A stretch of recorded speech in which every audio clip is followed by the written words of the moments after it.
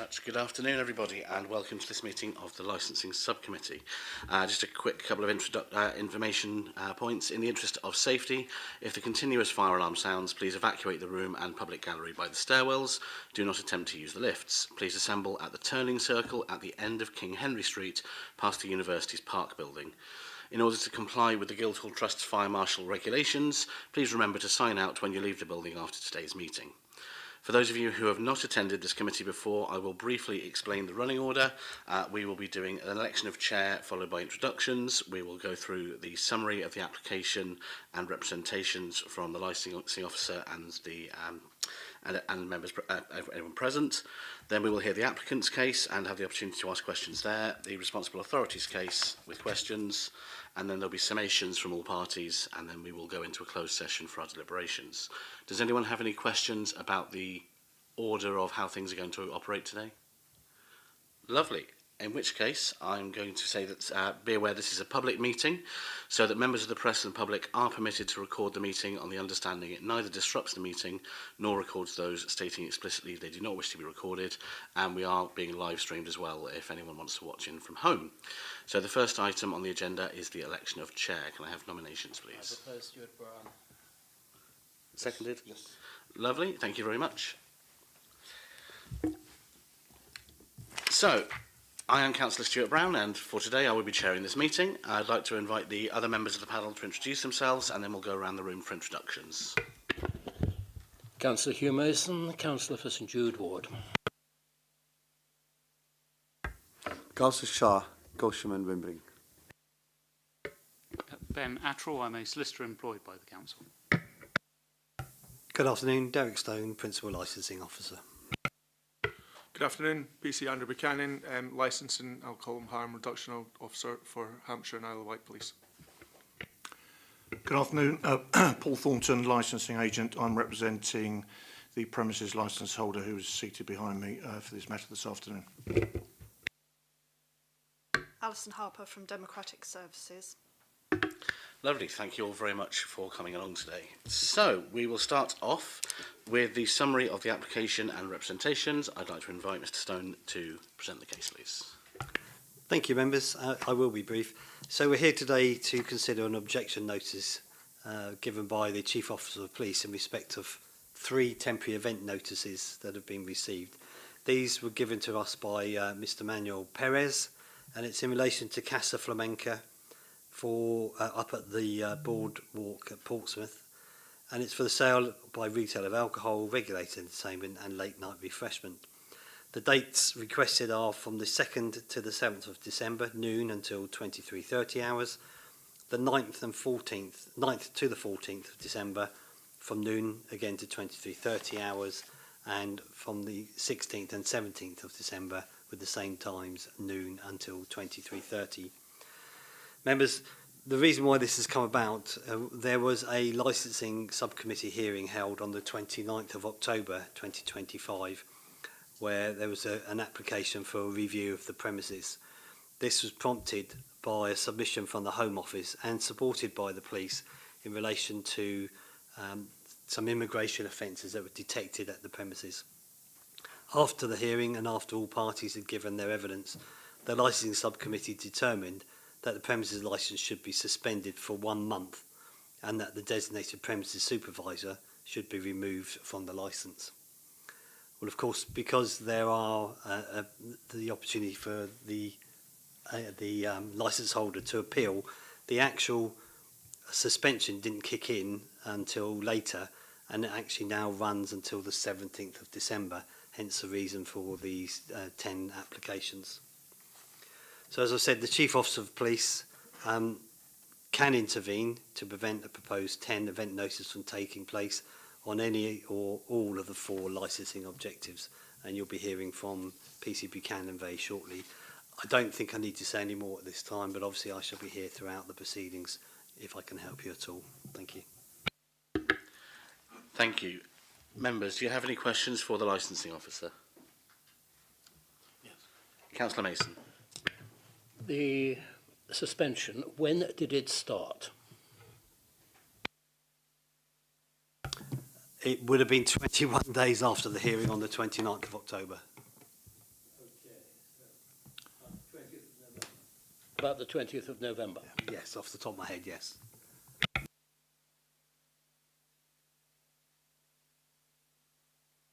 Just one from me, if I may. Is it usual to receive temporary event notice applications for consecutive dates with a one-day break in between them as a sort of a matter of course from other venues, or is it an unusual type of application to receive? It is permissible. We don't get it very often, I have to be honest, but it is permissible. Thank you. Members, any further questions for the licensing officer? No? In which case, I'd like to ask the applicant if they have any questions for the licensing officer. I've got no questions, Chair. Thank you. Responsible authorities, any questions for the licensing officer? None at this time. Lovely. In which case, we will move on to the applicant's case. And if you'd like to present your case, please. Thank you, Chair. Members of the committee, good afternoon. My name is Paul Thornton. I'm a licensing agent, and stated representing Mr. Alonso, who's the premises licence holder and the new DPS for Casa, Flamenca. I'd like to start by confirming my clients have absolutely no issue at all with the decision of the review hearing on the 29th of October, and they wish to state that they were treated very fairly on that day. So any comments I make this afternoon are in support of the temporary event notifications and are in no way a criticism of that committee's decision. As Mr. Stone has just pointed out, you'll be aware the legalities of the Licensing Act sometimes throws up unusual consequences. And I would argue that this is such a case, in so much as the decision of the review hearing did not take place or did not take effect until 21 days after the hearing. So in effect, the suspension started not on the 30th of October, i.e. the day after the hearing, and running through in November, but on the 20th of November it started, and the suspension runs until the 17th of December. So the simple equation about the submission of these temporary event notices can be summed up quite succinctly. It's Christmas. I'm instructed of the premises licence suspension certainly for this premises, and probably indeed a number of premises within the hospitality sector outside of December, and probably during a period of 10 weeks in June, July and August, whilst not ideal, could be coped with financially. This December being one of the two busiest times of the year, hence the reason for the temporary event notices. Now I'll agree, and I hope you can pardon the pun, but the optics on the submission of these temporary event notices are not good. A licensing committee suspends the premises licence. The premises then submits temporary event notices to partially cover that period. But I'll repeat, it's Christmas. The suspension, as Mr. Stone says, is due to last 28 days, and currently the restaurant has been closed for trading since the 20th of November, which to date makes it 11 days. December trade obviously cannot go ahead until a week before Christmas, i.e. starting again on the 18th December. If you were to allow these temporary event notices and not issue a counter notice, the restaurant will be empty for 14 days throughout the busiest time of the year. It probably goes without saying that numerous bookings for the premises made many months ago have been cancelled. And as anybody connected with the hospitality industry knows, once a premises shuts, customers, regular and otherwise, tend to find alternative venues, and the original premises can get forgotten about, so that people then struggle to, or the business then struggles to find ways of actually republicising itself. Now I agree that that could happen any time during the year, but as I've indicated, this is a Christmas period and a particularly busy time. Just a bit about, I note the question from one of the councillors regarding the length of time for each temporary event notice. And I hope I'm not being too patronising here, Chair. But with a temporary event notice, there has to be a gap of 24 hours in between sets of temporary event notices. 7 days is the maximum time that can be allowed. And I've actually timed the application or these temporary event notifications so that if granted, the premises would actually be shut on a Monday, which is, I suppose, outside of December, would be normally a traditionally quiet day. So that's the reason for the 6 days and then the gap in between. So since the review hearing on 29th of October, it's worth telling you that the premises licence holder and the DPS have been changed at the restaurant. These transfers were submitted on the 31st of October, 2 days after the hearing, and the transfers were not objected to by Hampshire Police. The premises licence holder is now MSA Solent Limited, and the DPS is Manuel Alonso. The decision notice after the review hearing cites evidence given to it about the orderly running of the site during the year since the visit by the immigration team. For context, Chair, the immigration team visited in November 2024. The committee accepted the efforts made by the management and staff in the wake of that visit to promote the licensing objectives, in particular updating paperwork and procedures. Additionally, the committee were informed that the manager on that fateful night in November 2024 had now obtained a personal alcohol licence, is still working at the site, and has thereby enhanced his licensing knowledge and some more skills to the management of the site. Since then, a further member of staff has obtained a personal alcohol licence and will be added to the management structure at the site as well. So the good governance of this site continues. The review hearing accepted the fact that the site had not come to notice of any of the responsible authorities during the 12 months since November 24, and indeed that was the only time it had come to notice since the inception of the site in its current form as a Spanish restaurant in 2019. Chair, as you're aware, you may issue a counter notice to these temporary event notices if you consider it necessary for the promotion of the licensing objectives. I now turn to the representation from Hampshire Police. Hampshire Police has submitted a representation indicating that the mere fact that these temporary event notices have been submitted are indicative of an attempt to undermine the licensing objectives because the licensing committee has imposed a suspension of the licence. I disagree with that statement. The management at the sites have shown themselves to be responsible operators over a prolonged period of time, and I will repeat, they've not come to the notice of the responsible authorities and evidence given to the licensing authority via the committee hearing on the 29th of October accepted that, and that's for that year since the immigration team visit. Whilst I understand the reasoning behind Hampshire's police objection, the statement in their submission, and I quote, that the suspension is to ensure appropriate measures are in place to promote the licensing objectives, stands out as their only basis for this objection. I submit that appropriate measures, as they refer to them, have been in place since November 2024 and have been accepted by the previous licensing committee as such. In addition, the premises licence holder and DPS have been changed. No objections to these were made by Hampshire Police, and this happened very swiftly after the review hearing. And let's not forget that the site traded quietly and responsibly for 21 days after the hearing until the suspension took effect, continuing with their tried and tested procedures which were in place. So in conclusion, councillors, I do not accept the assertion that merely submitting these TENs undermine the licensing objectives.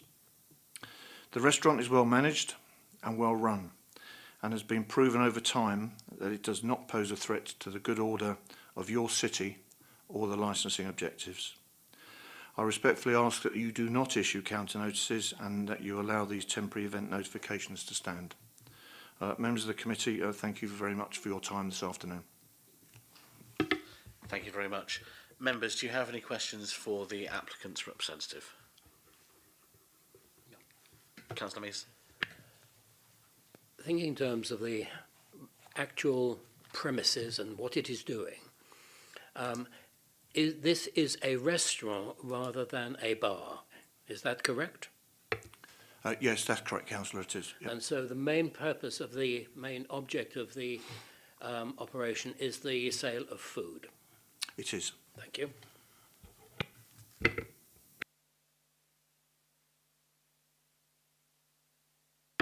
Thank you very much. I don't have any questions for you myself. Responsible authorities, do you have any questions for the applicant, please? I'd just like to state on this bit is that the premises had been run by a DPS that hadn't had any involvement from the time of the immigration till the committee hearing in October. So that was part of the reasons why the DPS had to be changed at that time. It was also noted at the time it had been further... Sorry, this isn't a question. You'll have an opportunity to make statements later. Do This is apologise, purely if you want to ask questions of the applicant for their case. Not this time. Thank you. If there's nothing further on the applicant's case, then we will move on to the responsible authorities case, and if you'd like to come in and make your statement now. Committee. As stated, the premises applied for 3 temporary event notices, 2nd to the 7th, 9th to the 14th, 16th to the 17th, to cover their December trading. The reason for the objection relates to prevention of crime and disorder, licence and objective. The venue was visited by Immigration Enforcement in February 2025 due to serious concerns around the employment of illegal workers. During this visit, the team found 2 persons to be working illegally. Also during the visit, breaches of the premises licence were documented, thus relating around to CCTV condition. This visit resulted in the premises receiving a civil penalty notice for one of the workers. Due to non-compliance of this civil penalty, the review of the premise licence was brought to the subcommittee. Police provided a support for this review application due to serious concerns on the premises' ability to promote the licence and objectives. Police, in their supporting representation, made reference to the venue being used for criminality and Section 136 offences were being committed. Due to the review hearing, subcommittee heard evidence from Immigration and Police, both of which requested revocation of the licence. The final decision from the subcommittee was to suspend the licence for 1 month and removal of the DPS. Within their decision, notice to the subcommittee referenced the revocation was very close in the case and that the 182 guidance supports this approach. Since the hearing on 29 October, the premises previously applied for 2 separate temporary event notices and these were objected to by police. Due to this, the applicant withdrew the 2 applications prior to a hearing. The applicant has now applied for 3 temporary event notices as detailed above. The details applied fall within the suspension period. The venue has been through the review process and this is to ensure that the venue has the appropriate measures in place to promote the licence and objectives. It is believed that the premises is using the temporary event notice process to bypass the suspension and continue trading as normal. By trying to bypass the outcome of the review process, the venue is undermining the decision made by the subcommittee and this in turn undermines the promotion of the licence and objectives. At no time have we said that they couldn't trade, so they could still continue trading with food and with regulated entertainment up till 2300 as per the Licensing Act. This is purely an application to stay open an extra half an hour longer and have the sale of alcohol at their premises. And that's all I need to say at this time. Thank you. Members, do you have any questions for the responsible authorities? Councillor Mason. You mentioned a section 136. What is a section 136, please? From memory on the 136, it's the employment of illegal workers. Right, okay. Sorry, Chair, I'll just jump in there. So section 136 is a section of the Licensing Act, and it refers to the carrying on of licensable activities without the proper authorisation. So it's basically the offence creating provisions, or otherwise than in accordance with the licence. Thank you. Thanks, Ben. Members, any further questions for responsible authorities? No? No. Thank you very much. Sure, just going to bring in our solicitor for a second. You mentioned that the premises could continue to trade without their premises licence up until the terminal hour of 11 p.m, at which point it would need late night refreshment, of course. Are you suggesting that And I asked this question knowing full well the answer, but I think for the benefit of members, it's probably worth just exploring this point that customers could potentially bring their own alcohol to the premises if they should so wish. That is clear. Yes, they could. They could advertise that they're bring your own. Obviously, it depends on the regulations they put in place for that. They can't sell it, but they could be trading. So, with my friend saying that they haven't traded and they're not wouldn't be able to trade, well, they could still be trading just with a bring your own on that basis. I know this is slightly out of order, but I'm actually going to just quickly jump back to the applicant just for a clarification. When you say that the business hasn't been trading, is that purely the alcohol side hasn't been trading, or the business has been completely closed and not trading at all on alcohol or on wet or dry sales? It's the latter, Chair. They have decided not to close them, and if we are getting an opportunity to wash up, as the phrase goes, I'm happy to address that very briefly. So they haven't been trading food or alcohol. The premises is closed. Thank you. Members, any further questions for responsible authority? No? Thank you very much. I'd like to invite the applicant if you have any questions for responsible authority. No, I don't. Thank you very much. So yes, we do now have the opportunity for summations, and I'd like to start with the responsible authority if you'd like to submit your case. Again, as stated before, it's just that simple process that the venue could have traded. They're just now asking to trade with the alcohol, which is against what the previous committee decided with the 1 month suspension. Thank you. And applicant, if you'd like to submit your case, please. Thank you, Chair. Whilst I'm not disputing the original decision of the committee on the 29th of October, what I am saying that we've actually, temporary event notices have been submitted, and without wishing to repeat what I said during my my submission, I'm not. I don't think that the mere fact a temporary event notice has been submitted during the period of a suspension automatically means that the licensing objectives are being undermined. And in answer, and as this appears to have been an issue now about whether the restaurant can trade with or without or an alcohol licensed restaurant trading for food only. Again, I won't get too deeply into this, but my clients will tell you that to trade for food and then ask people to bring their own alcohol is actually a non-starter. This is a busy restaurant. People will turn up, sometimes booking, sometimes on spec. People, and they will tell you that their customers do not like doing that, bringing their own alcohol. And in answer to a question from, sorry, Councillor, I've forgotten your name, from earlier on, yes, the main purpose of a restaurant is to sell food. Alcohol is generally accepted as being a complement to that food, and I'm informed that probably 40 to 50% of the trade, certainly at this time of the year, is alcohol.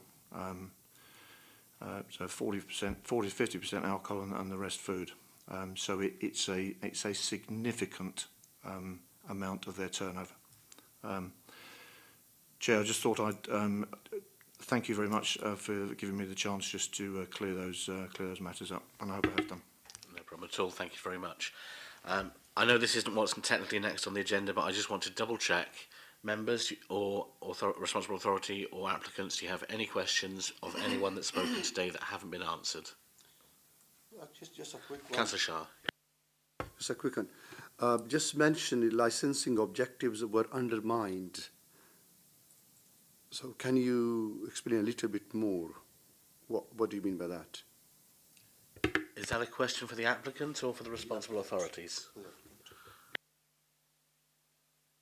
I'm sorry, Chair, I'm not quite sure I understand the nature of the question. It's the responsible authorities who are putting forward a position that licensing objectives have been undermined. Perhaps the question should be directed to them as to which licensing objectives they're specifically looking at. Is that what you're asking? No, I think my question was, the applicant mentioned about licensing objectives were undermined. You mentioned in regards to the sales of the restaurant. So the applicant's case is that licensing objectives haven't been undermined. It's the responsible authorities case that they have. I think that's right, Ben, isn't it? Well, yeah, so I'm not entirely sure whether your question's directed in relation to the incidents that, or the incident that led to the review hearing when it was alleged that the licensing objectives were undermined, and that led to a suspension of the licence because of the employment of a unlawful worker at the premises. Or whether you're asking about the suggestion by the police that allowing the temporary event to go ahead, or temporary events, as there are three in this case, would necessarily undermine the licensing objectives. Is it the first one or the second? I think you've indicated it's the first. No, point. I think that was my misunderstanding. You're looking for a bit more information about what led to the review in the first place? Okay. Yeah. I'm wondering if it might be perhaps best to ask Mr. Stone to come in on that, as it's a previous licensing case. Well, I can tell you that the Home Office immigration officers attended the premises, and we are talking over a year ago now. I think it was November 2024 when they first visited. They initially reported in their review application that there were two people committing immigration offences, shouldn't have been working there. It transpired actually, once all the fines had been calculated, etc., that only one was actually unlawfully working on the premises. And over a passage of time, almost 11 months, it took them to put the review case before us. Quite properly, it's seen as quite a serious matter. The statutory guidance say that if people are employing illegal workers, then one of the options could be a revocation of the licence. And we naturally circulate that to all responsible authorities, and the police actually added their own review application to the Home Office immigration one. So that's how it came about. And then obviously, as you've heard and you've seen the decision, it was determined back in October, end of October, where they decided to issue the 1 month suspension, but because of the 21-day appeal period, it's extended it even longer. Thank you. And I think, Ben, if I get the language wrong, please correct me, but obviously, whilst we can't take the application in a vacuum, we do need to judge the issue before us on its own merits. So we have obviously the circumstances of the other issues happening, and I think it's up to us as to what weight we put on them when we do our deliberations, but obviously we are looking at the objections to the temporary events notices as the issue that we are here to judge, and not to second guess the decisions of any other meetings that happened in the past. That's absolutely right. But obviously the background information is really quite important here, because you need to assess what you feel the risks to the licensing objectives are, and the extent to which the allowing the temporary events to proceed poses a risk to those licensing objectives. I would suggest that obviously you have to have notice of, or to take consideration of the previous decision, and what the police are telling you is that the application effectively, or it's not an application, it's a notification process, is effectively seeking to undermine or lessen the impact of the previous decision. But at the same time, you need to weigh that against what you've heard from the premises in terms of the impact on the business, the circumstances generally around the whole situation, and you need to determine what the risks are to the licensing objectives. Ultimately, that's the test. Thanks, Ben. Actually, I do have one further question for responsible authorities, if I may. With your objection, obviously You're the chair, you can do it. Yeah, true. Obviously, we're all very much aware of what the 4 licensing objectives are. With your objection, which specific licensing objectives do you think are being undermined? As stated, it was the prevention of crime disorder from the previous instance of the fact that they were found to have had an illegal worker. They were fined £40,000 in a civil penalty. That has not been paid. To this, my knowledge, still has not been paid. And with that then brings the Home Office to then bring the case forward for revocation, which we supported back in October. And it was in February 2025 that they attended. So it was only 9 months to then the point of the meeting. Yes, Ben. I think the other point I probably would add is that the previous decision, and I generally prefer to give my advice in open session rather than when you've gone into private session, the previous decision did contain reference to it carrying an element of deterrence. That would be a deterrent effect on the premises licence holders themselves, as well as the wider community or licensed trade. But you need to obviously counterbalance that to the fact that you've heard that there has already been a period of suspension served, effectively, if you like, and weigh up all the facts that you've heard.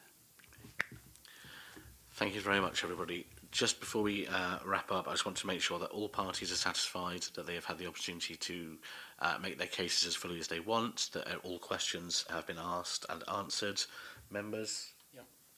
Responsible authority? Applicant? Lovely, thank you very much. In which case we will now go into deliberations. All persons except for the subcommittee's legal advisor and the person recording the minutes will withdraw from the room. The subcommittee will decide the matter in private. We will probably be at least half an hour, but let's say, where are we now? 1:30. So if we aim for coming back at 2:15, that'll give you a little extra time for write-up if you need it, Ben. And then if we are going to be any longer, obviously we'll let you know. If you do see any members of the subcommittee in the corridors or around the building, we're not going to talk to you. We're not being rude. We're not allowed to talk to you. So just please do ignore us and carry on about your day.